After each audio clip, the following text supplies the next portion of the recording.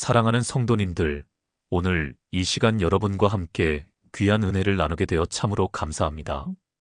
혹시 이런 경험 있으신가요? 간절히 기도했는데 하늘이 막힌 것 같고 응답이 오지 않는 것 같아 답답한 마음으로 무릎을 꿇었던 경험 말입니다. 밤새도록 눈물로 기도했지만 아침이 되어도 상황은 변하지 않고 내 기도가 과연 하나님께 들리기는 하는 건지 의문이 들었던 그런 순간들이 있지 않으셨습니까? 때로는 기도가 의무처럼 느껴지고 형식적인 말들만 반복하고 있는 내 모습을 발견하면서 마음이 무거워졌던 적도 있으실 겁니다. 우리는 기도해야 한다는 것을 알고 있습니다. 그러나 어떻게 기도해야 하는지, 어떤 마음으로 하나님 앞에 나아가야 하는지에 대해서는 여전히 혼란스러울 때가 많습니다. 오늘 저는 여러분과 함께 기도의 능력을 회복하고 하나님과의 깊은 교제 속으로 들어가는 4가지 비결을 나누고자 합니다. 이 4가지 원리를 통해 여러분의 기도 생활이 새로워지고 하나님의 임재를 더욱 생생하게 경험하시는 역사가 일어나기를 간절히 소망합니다. 그렇다면 이제 함께 하나님의 말씀 속으로 들어가 보도록 하겠습니다. 첫 번째로 말씀드리고 싶은 것은 기도는 우리의 정체성에서 시작된다는 진리입니다. 많은 분들이 기도를 위기의 순간에만 찾는 비상구처럼 생각합니다. 사업이 어려울 때, 건강에 문제가 생겼을 때, 자녀가 방황할 때, 그제야 우리는 기도를 시작합니다. 마치 911에 전화하듯이 긴급한 상황에서만 하나님을 부르는 것입니다. 그러나 성경은 우리에게 전혀 다른 관점을 제시합니다. 골로새서 1장 12절에서 13절 말씀을 함께 보시겠습니다. 빛 가운데서 성도의 기업의 부분을 얻기에 합당하게 하신 아버지께 감사하게 하셨으니 그가 우리를 흑암의 권세에서 건져내사 그의 사랑의 아들의 나라로 옮기셨으니. 이 말씀은 우리가 누구인지를 명확하게 보여줍니다. 우리는 하나님의 자녀입니다. 예수 그리스도의 보혈로 말미암아 하나님의 가족이 된 사람들입니다. 이것이 우리의 정체성입니다. 기도는 이 정체성의 자연스러운 표현입니다. 자녀가 아버지와 대화하는 것이 당연하듯이 하나님의 자녀인 우리가 하늘 아버지께 말씀드리는 것은 너무나 자연스러운 일입니다. 문제가 있어서 기도하는 것이 아니라 하나님의 자녀이기 때문에 기도하는 것입니다. 갓 태어난 아기를 생각해 보십시오. 그 아기는 무엇인가 필요할 때만 부모를 찾지 않습니다. 배가 고프지 않아도, 기저귀가 젖지 않아도 단지 부모의 얼굴을 보고 싶어서, 목소리를 듣고 싶어서 울기도 합니다. 그것이 바로 관계입니다. 요한복음 1장 12절 말씀입니다. 영접하는 자, 곧 그 이름을 믿는 자들에게는 하나님의 자녀가 되는 권세를 주셨으니 우리는 하나님의 자녀가 되는 권세를 받았습니다. 이것은 단순한 지위가 아니라 실제적인 관계입니다. 양자가 된 것이 아니라 친자가 된 것입니다. 하나님의 DNA가 우리 안에 있다는 의미입니다. 그렇다면 우리는 어떻게 이 정체성을 기도 생활에 적용할 수 있을까요? 매일 아침 일어날 때 자신에게 이렇게 선포하십시오. 나는 하나님의 사랑받는 자녀입니다. 나는 예수 그리스도 안에서 하나님께 나아갈 담대함을 얻었습니다. 하나님은 나의 기도를 기다리고 계십니다. 이러한 고백이 여러분의 마음에 깊이 새겨질 때 기도는 더 이상 의무가 아니라 특권이 됩니다. 제가 아는 한 집사님의 간증을 나누고 싶습니다. 그분은 20년 넘게 교회를 다녔지만 기도가 항상 부담스러웠다고 합니다. 새벽 기도회에 나가야 한다는 압박감, 기도 시간을 채워야 한다는 조급함으로 늘 마음이 무거웠습니다. 그런데 어느 날 말씀 묵상 중에 자신이 하나님의 자녀라는 사실이 가슴에 와 닿았다고 합니다. 그날 이후 기도가 완전히 달라졌습니다. 더 이상 시간을 재지 않았고 정해진 형식을 따르지 않았습니다. 그냥 아버지께 말씀드리듯이 마음을 나누기 시작했습니다. 지금은 기도가 가장 큰 기쁨이 되었다고 고백합니다. 사랑하는 믿음의 가족들이여, 여러분도 이 비밀을 발견하시기 바랍니다. 여러분은 하나님의 자녀입니다. 이것이 기도의 시작점입니다. 두 번째로 말씀드리고 싶은 것은 기도는 온전한 신뢰 위에 세워져야 한다는 것입니다. 우리는 종종 기도하면서도 마음속에 다른 계획들을 준비해 놓습니다. 이것을 플랜 B라고 부를 수 있겠습니다. 하나님께 기도는 하지만 만약 응답이 없으면 이렇게 하고 그것도 안 되면 저렇게 하자는 대안들을 마련해 놓는 것입니다. 그러나 이러한 태도는 진정한 신뢰가 아닙니다. 잠언 3장 5절에서 6절 말씀을 보시겠습니다. 너는 마음을 다하여 여호와를 신뢰하고 내 명철을 의지하지 말라. 너는 범사에 그를 인정하라. 그리하면 내 길을 지도하시리라. 이 말씀의 핵심은 무엇입니까? 마음을 다하여 신뢰하라는 것입니다. 절반의 신뢰가 아니라 전부를 맡기라는 것입니다. 우리의 명철, 즉 우리 자신의 판단과 계획을 의지하지 말라고 합니다. 이것은 우리에게 지혜가 필요 없다는 의미가 아닙니다. 오히려 진정한 지혜는 하나님을 온전히 신뢰하는 데서 시작된다는 뜻입니다. 성경에서 가장 극적인 신뢰의 예를 하나 살펴보겠습니다. 다니엘서 3장에 나오는 세 청년의 이야기입니다. 사드락과 메삭과 아벳느고는 금 신상에 절하라는 왕의 명령을 거부했습니다. 그들은 불타는 풀무불에 던져질 위기에 처했습니다. 다니엘서 3장 17절에서 18절 말씀입니다. 왕이여, 우리가 섬기는 하나님이 계시다면 우리를 맹렬히 타는 풀무불 가운데에서 능히 건져내시겠고 왕의 손에서도 건져내시리이다. 그렇게 하지 아니하실지라도 왕이여, 우리가 왕의 신들을 섬기지도 아니하고 왕이 세우신 금 신상에게 절하지도 아니할 줄을 아옵소서. 이 고백을 자세히 보십시오. 그들은 하나님이 자신들을 구원하실 수 있다고 확신했습니다. 그런데 더 놀라운 것은 그 다음 문장입니다. 그렇게 하지 아니하실지라도. 이것이 진정한 신뢰입니다. 하나님이 내가 원하는 방식으로 응답하지 않으실지라도 나는 하나님을 신뢰하겠다는 고백입니다. 우리는 어떻습니까? 기도할 때 이미 우리가 원하는 결과를 정해놓고 하나님께 그것을 승인해 달라고 요구하지는 않습니까? 그리고 그 기도가 우리 뜻대로 이루어지지 않으면 실망하고 낙심합니다. 그러나 진정한 기도는 하나님의 주권을 인정하는 것입니다. 야고보서 4장 13절에서 15절 말씀을 보겠습니다. 들으라, 너희 중에 말하기를 오늘이나 내일이나 우리가 어떤 도시에 가서 거기서 1년을 머물며 장사하여 이익을 보리라 하는 자들아, 내일 일을 너희가 알지 못하는도다. 너희 생명이 무엇이냐? 너희는 잠깐 보이다가 없어지는 안개니라. 너희가 도리어 말하기를 주의 뜻이면 우리가 살기도 하고 이것이나 저것을 하리라 할 것이거늘. 이 말씀은 우리에게 겸손을 가르칩니다. 우리는 내일 일도 알지 못합니다. 그러나 하나님은 모든 것을 아십니다. 따라서 우리의 모든 계획은 주의 뜻이면이라는 전제 아래 세워져야 합니다.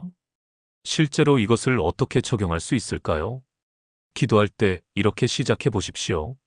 하나님 아버지, 제 생각과 계획을 내려놓습니다. 제가 보기에는 이것이 최선인 것 같지만 아버지의 뜻이 무엇인지 알고 싶습니다. 아버지께서 원하시는 방향으로 저를 인도해 주십시오. 제가 예상하지 못한 방식으로 응답하실지라도 아버지를 신뢰하겠습니다. 이러한 기도는 우리 자신을 하나님께 온전히 맡기는 행위입니다. 한 자매님의 간증입니다. 그분은 오랫동안 결혼을 위해 기도했습니다. 자신이 좋아하는 스타일의 배우자, 특정한 직업, 특정한 성격을 가진 사람을 만나게 해달라고 구체적으로 기도했습니다. 그런데 세월이 흘러도 그런 사람을 만나지 못했습니다. 어느 날 그분은 깨달았습니다. 자신이 하나님께 주문서를 제출하고 있었다는 것을 말입니다. 그날부터 기도가 바뀌었습니다. 하나님, 제 계획을 내려놓습니다. 아버지께서 예비하신 사람을 보내주십시오. 그가 누구든 어떤 모습이든 아버지의 선택을 신뢰하겠습니다. 6개월 후 그분은 전혀 예상하지 못한 사람을 만났습니다. 자신이 그렸던 이상형과는 많이 달랐지만 그 사람과의 만남에서 하나님의 손길을 분명히 느꼈다고 합니다. 지금은 행복한 가정을 이루고 있습니다. 그분은 이렇게 고백했습니다. 하나님의 계획이 내 계획보다 훨씬 좋았다고 말입니다. 믿음의 가족들이여, 플랜 B를 내려놓으십시오. 하나님만으로 충분하다는 믿음으로 기도하십시오. 세 번째로 나누고 싶은 것은 기도는 진실한 소통이라는 사실입니다. 많은 분들이 기도할 때 일종의 종교적 언어를 사용해야 한다고 생각합니다. 거룩하게 들리는 표현, 영적으로 보이는 단어들로 기도문을 꾸며야 한다고 여깁니다. 그러나 하나님은 우리의 포장된 말이 아니라 진실한 마음을 원하십니다. 시편 62편 8절 말씀입니다. 백성들아 시시로 그를 의지하고 그의 앞에 마음을 토하라. 하나님은 우리의 피난처시로다. 마음을 토하라. 이것이 기도입니다. 토한다는 것은 무엇입니까? 속에 있는 것을 그대로 쏟아내는 것입니다. 아름답게 정리된 것이 아니라 날 것 그대로를 내어놓는 것입니다. 하나님은 우리의 완벽한 기도문을 원하지 않으십니다. 우리의 진실한 마음을 원하십니다. 시편을 읽어보면 이것을 분명히 알 수 있습니다. 다윗의 기도를 보십시오. 때로는 절망적이고, 때로는 분노로 가득 차 있고, 때로는 원수를 향한 복수심까지 담겨 있습니다. 시편 13편 1절에서 2절을 보겠습니다. 여호와여, 어느 때까지니까 나를 영원히 잊으시나이까? 주의 얼굴을 나에게서 언제까지 숨기시겠나이까? 내가 언제까지 내 영혼 속에서 개교하며 종일토록 마음에 슬픔을 품으리이까? 이것이 기도입니다. 하나님, 왜 저를 잊으셨습니까? 얼마나 더 기다려야 합니까? 이것은 정중하거나 예의 바른 기도가 아닙니다. 그러나 이것은 진실한 기도입니다.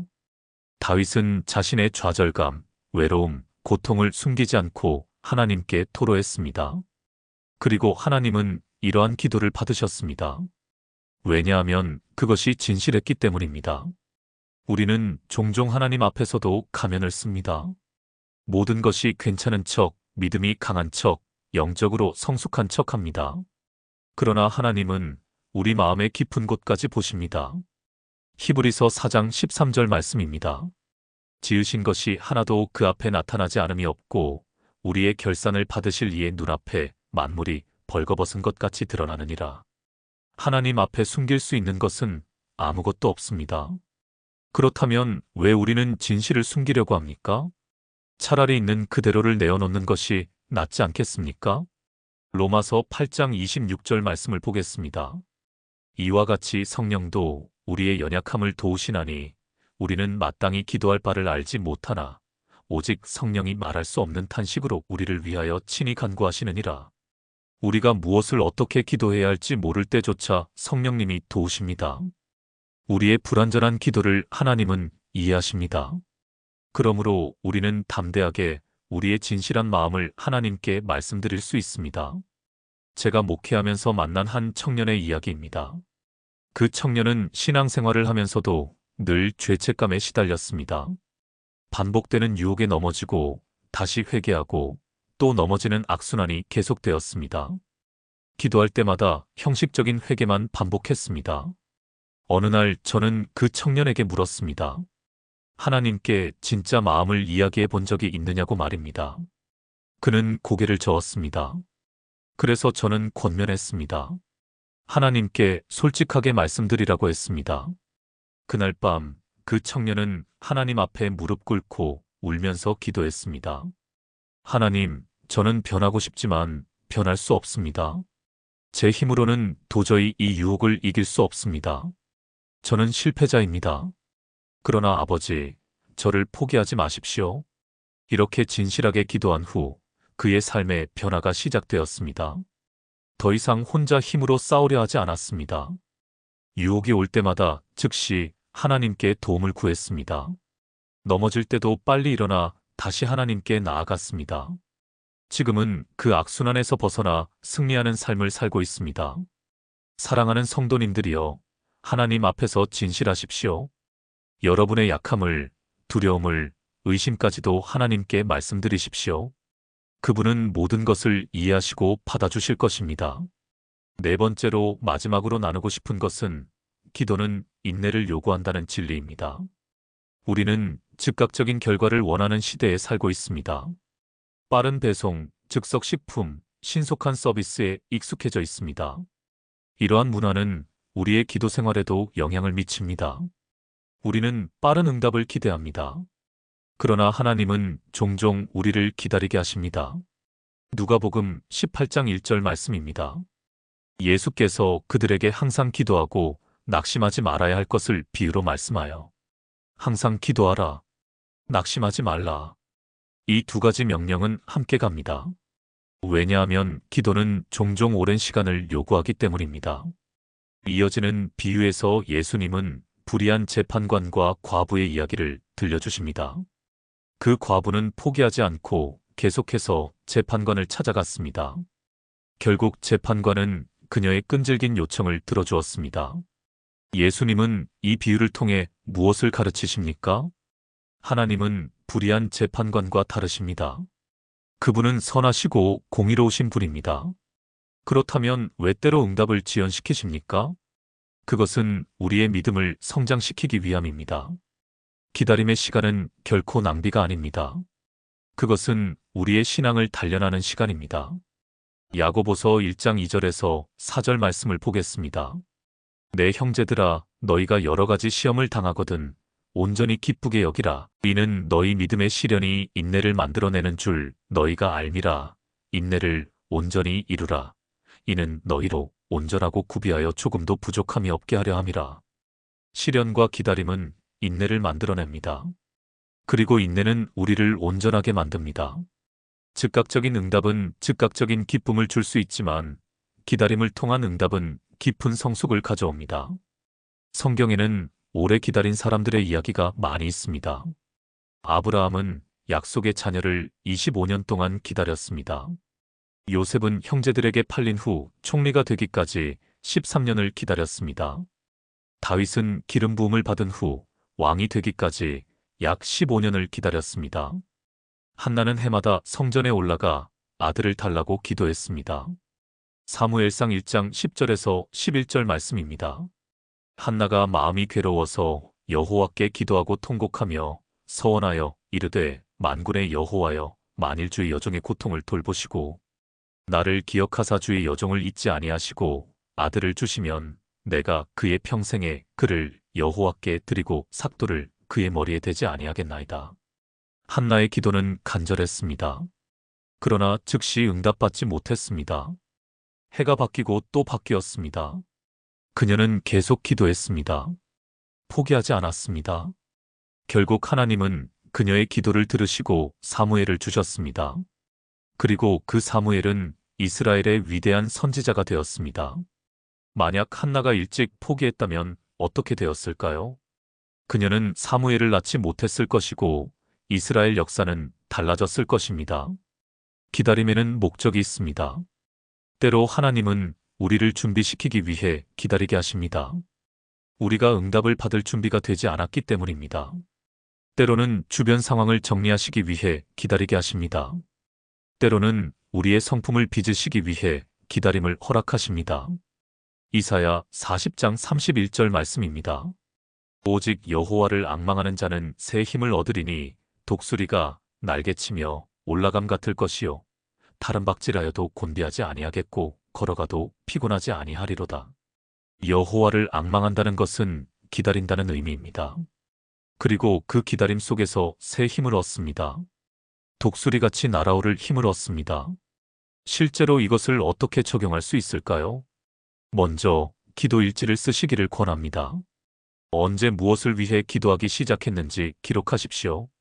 그리고 하나님께서 어떻게 응답하셨는지도 기록하십시오. 이것은 두 가지 유익이 있습니다. 첫째, 하나님의 신실하심을 확인할 수 있습니다.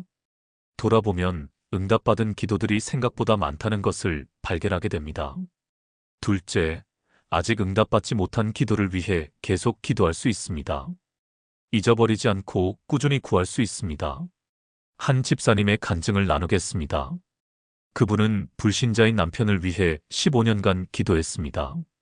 매일 아침 남편의 이름을 부르며 기도했습니다. 그러나 남편은 변하지 않았습니다. 오히려 교회 가는 것을 더 싫어했습니다. 주변에서는 포기하라고 했습니다. 그러나 그 집사님은 포기하지 않았습니다. 15년째 되던 해 남편이 큰 사고를 당했습니다. 병원에 입원해 있는 동안 그 집사님은 더욱 간절히 기도했습니다. 퇴원한 후 남편의 태도가 조금씩 변하기 시작했습니다. 그리고 몇 달 후 남편은 스스로 교회에 나오겠다고 했습니다. 지금은 남편도 열심히 신앙생활을 하고 있습니다. 그분은 이렇게 말했습니다. 15년이 길다고 생각했지만 남편이 구원받은 지금은 그 시간이 전혀 아깝지 않다고 말입니다. 오히려 그 기다림의 시간이 자신의 믿음을 더 깊게 만들었다고 고백했습니다. 믿음의 가족들이여, 포기하지 마십시오. 하나님의 때는 우리의 때와 다릅니다. 그러나 그분은 반드시 응답하십니다. 우리가 끝까지 신뢰하며 기도할 때 하나님의 완전한 뜻이 이루어집니다. 사랑하는 성도님들, 오늘 우리가 함께 나눈 4가지 원리를 다시 한번 정리해 보겠습니다. 첫째, 기도는 우리의 정체성에서 시작됩니다. 우리는 하나님의 자녀이기 때문에 기도합니다. 둘째, 기도는 온전한 신뢰 위에 세워져야 합니다. 플랜 B 없이 오직 하나님만 의지하는 것입니다. 셋째, 기도는 진실한 소통입니다. 우리의 진짜 마음을 하나님께 솔직하게 말씀드리는 것입니다. 넷째, 기도는 인내를 요구합니다. 포기하지 않고 끝까지 구하는 것입니다. 이 4가지 원리가 여러분의 기도 생활을 변화시키기를 소망합니다. 오늘 이 말씀이 여러분의 마음에 닿았다면 좋아요 버튼을 눌러주시고 댓글로 여러분의 기도 제목을 나누어 주십시오. 함께 기도하는 공동체가 되기를 원합니다. 그리고 이 메시지가 필요한 다른 분들과도 나누어 주시기 바랍니다. 사랑하는 믿음의 가족들이여, 하나님은 여러분의 기도를 기다리고 계십니다. 여러분의 진실한 마음을, 여러분의 간절한 부르짖음을 듣기 원하십니다. 두려워하지 마시고 담대하게 하나님 앞에 나아가십시오. 그분은 여러분을 사랑하시고 여러분의 기도에 응답하실 것입니다. 하나님의 은혜와 평강이 여러분과 함께 하시기를 기도합니다. 예수 그리스도의 이름으로 축복합니다. 아멘.